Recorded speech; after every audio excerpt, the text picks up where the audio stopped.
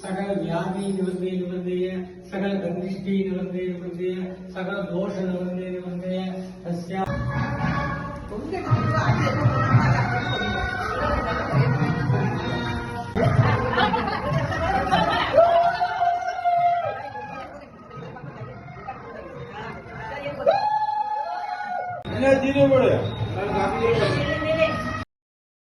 பால் காய்ப்புனாலே இங்கே செட்டு கட்டி ரெடியாலாம் போட ஆரம்பிச்சிருவாவ. இதில் என்ன ஒன்றுனா எல்லா சினிமா பாட்டாக ஓடும். நம்ம அதை அப்படியே ஆக்ட் பண்ணணும் சுடுமே அப்படியே காப்பிரைட்டில் வந்துடும். அதனால தான் ஓகேவா. அதனால் பாட்டு ஒன்றும் போடலை, நான் பேசிக்கிட்டு இருக்கிறேன். நம்ம குரல் கேட்டாலே உங்களுக்கு கொஞ்சம் அலர்ஜியாக தான் இருக்கும், அட்ஜஸ்ட் பண்ணிக்கங்க, ஒன்றும் பிரச்சனை இல்லை சரியா. அங்கே நமக்கு இப்போ கணபதி ஹோமம் முடிஞ்சு பால் காய்ச்சாச்சு. அப்புறம் சமையல்லாம் கிட்ட முடிஞ்சிட்டு. ஆனால் கொஞ்சம் வெயிட் பண்ணுறோம், ஏன்னா மதியானத்துக்கு தான் சாப்பிட வருவாங்க. இப்படி ஒரு 12 மணி ஆயிரும் சாப்பாடு வைக்கிறதுக்கு. ஆட்கள்லாம் வெளியே இருந்து வரவங்கெல்லாம் கொஞ்சம் லேட் ஆகும்.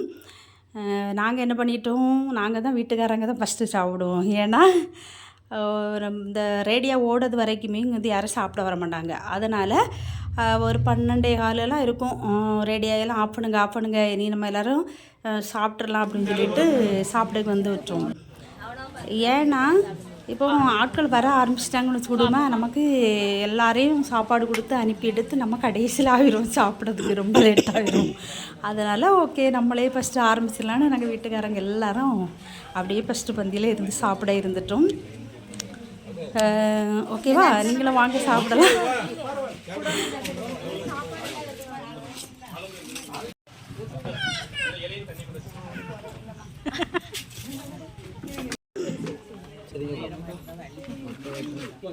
எங்க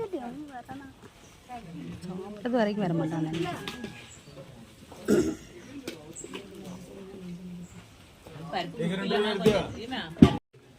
அத்தா இங்க பாருங்க, சாந்தியா இங்க பாருங்க, பாருங்க பாருங்க, வெக்கப்படாம பாருங்க.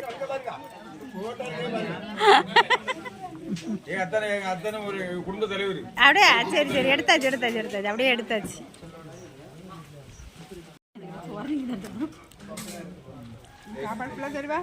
நல்லா தெரியுது.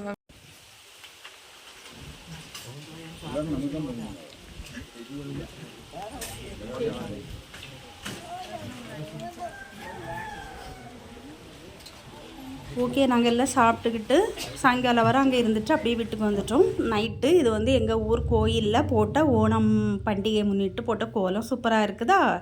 இனி நம்ம நாளைக்கு காலையில், அதாவது இன்று இங்கே எப்படி வைப்பாங்கன்னா, இப்போ ஒரு ஃபங்க்ஷன் எடுக்கிறாங்கன்னா அந்த வீட்டுக்காரங்க அதை அண்ணா தம்பி கூட பிறந்தவங்களெல்லாம் போட்டு ஒரு கறி விருந்து போடுவாங்க. அது எங்கள் ஊரில் ஒரு வழக்கமாக இருக்குது. ஒரு நல்ல கல்யாண ஃபங்க்ஷனாக இருக்கட்டும், எதுவாக இருக்கட்டும், ஒரு சடங்கு, பால் காய்ப்பு, இந்த மாதிரி எந்த ஃபங்க்ஷன் எடுத்தாலும் ஃபேமிலி மெம்பர்ஸை கூப்பிட்டு இந்த மாதிரி சாப்பாடு போடுறது ஒரு வழக்கத்தில் இருக்குது. நாங்கள் போயிருக்கோம் சாப்பிட. வாங்க நீங்களும். கேக்குதா? அதுக்கு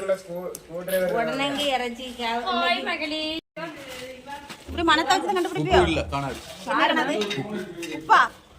கண்டுபிடிப்பியா? இது என்ன அதிசயமா இருக்கு? என்னடே கரெக்டா சொல்லு. எல்லாரும் உப்பு கையில தொட்டு பார்த்து கண்டுபிடிப்பாவ. இங்க எங்க மாஸ்டர் ஒரு ஆளு மனத்தை வச்சு கண்டுபிடிக்காம பாத்துக்கங்க. நல்லா எப்படி இருக்கு? கரெக்டா இருக்கா? அப்ப முதல்ல மனத்தை பார்த்துட்டு உப்பு காணான்னு சொல்லிட்டு போனது யாரு? இங்க பாருங்க, மாஸ்டர் தெரியல, அவர் பேச்ச கேட்டு உப்பு போட்டுருந்தா.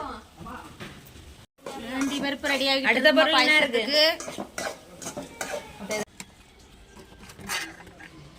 இது அண்டி பருப்புல நிறைய இருந்துலேங்க. இவ்வளவு தானா? என்னதான் மல்லியில எடுத்தாச்சு. அட போட்டு ஆட்டாங்க. இது வறுத்தது தானே?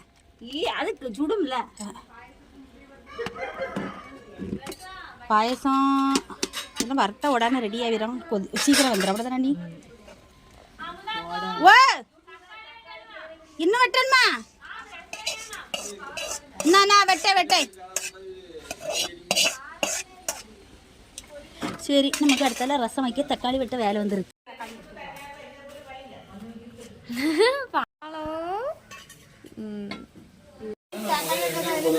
அதான்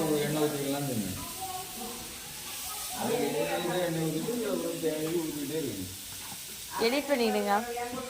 ஹாய் ஃப்ரெண்ட்ஸ், நான் சிரிச்சுட்டே வெட்டுங்க அத்தை, சீரியஸாக வெட்டாதீங்க. அப்புறம் நினச்சிடுவாங்க பிடிக்காம வேலை செய்யறேன்னு.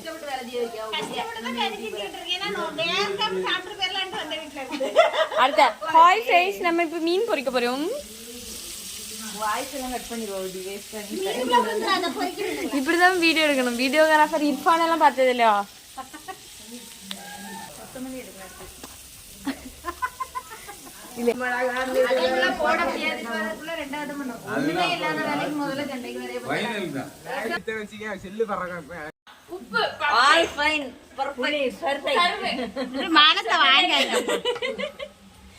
இன்னைக்கு யாரு தெரியல அத்தை, எது சொன்னாலும் ஆப்போசிட்டாவே நடக்கிறது. என்னதான் தெரியல மக்கா, நம்ம எது பண்ணாலும் குப்பை வண்டிக்கார கடை மட்டும் இல்ல, முட்டை இல்ல, உங்களை முட்டை இல்ல.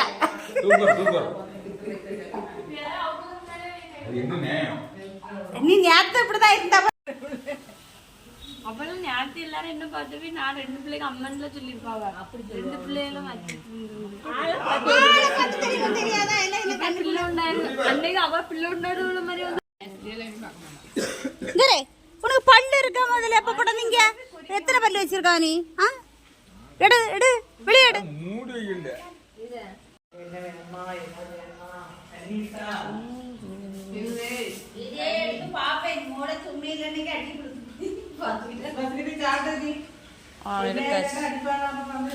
செம்மையிலனா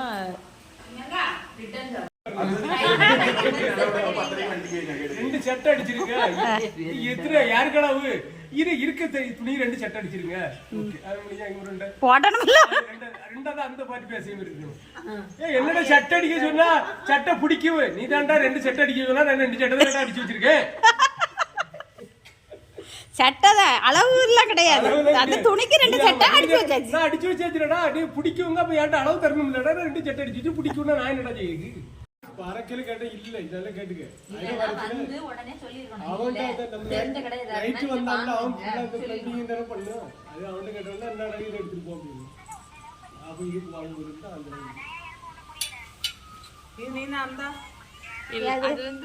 வேற அதை நீ சாப்பிட்டுக்க மாட்டேன் கொடுத்து.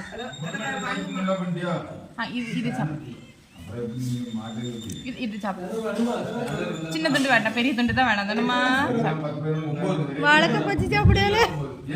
இதை எடுத்துறேன், உருவிடுறேன். நீ பிடிச்சிக்க, நான் கொஞ்சம் கொஞ்சம் வந்தோம். வேலை இல்லாம நம்ம ஏதோ செய்யறது அப்படின்னு நினைச்சிடும்.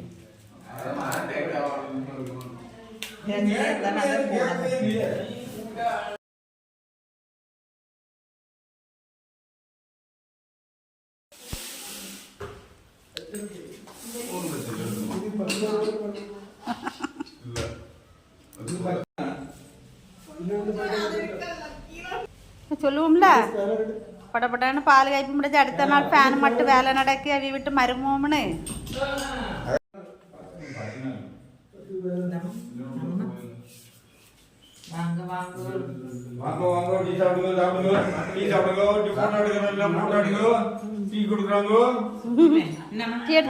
எடுத்துக்கங்க. அது யாரு மனவளப்புறா? சக்தி அழகா இருக்கு, தட்டு சூப்பரா இருக்கு. சக்தி